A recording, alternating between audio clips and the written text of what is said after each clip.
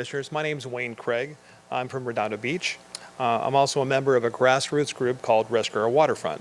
I'm here today to talk about the same project we just heard a moment ago in Redondo Beach. A few months ago, hundreds of volunteers in Redondo Beach gathered approximately 7,000 signatures. This was done in only a few weeks to put a ballot measure up for vote on March 7th. I've given you each a copy of the handout we have, which is a door hanger expressing some of the key points of our measure.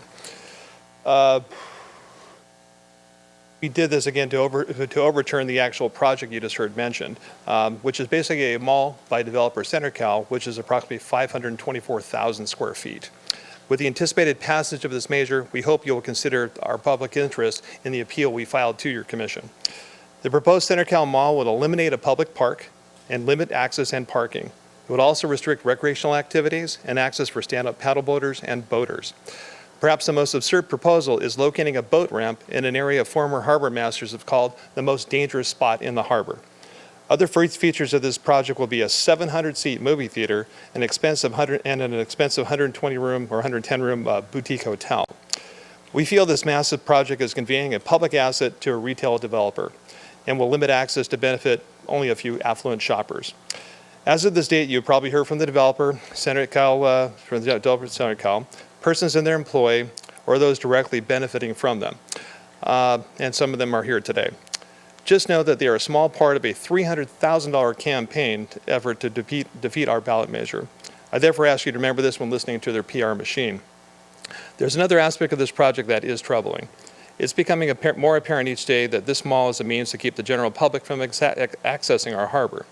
As proof, I would ask you to read an article co-written yesterday with the Daily Breeze and the Orange County Register. And I can send you a copy of this if that's possible. I didn't realize I could bring things earlier. Basically, the article is titled, "Who's Visiting South Bay Beaches, Who Isn't, and Why?" In the article, we see that Redondo Beach currently has a wide mix of visitors.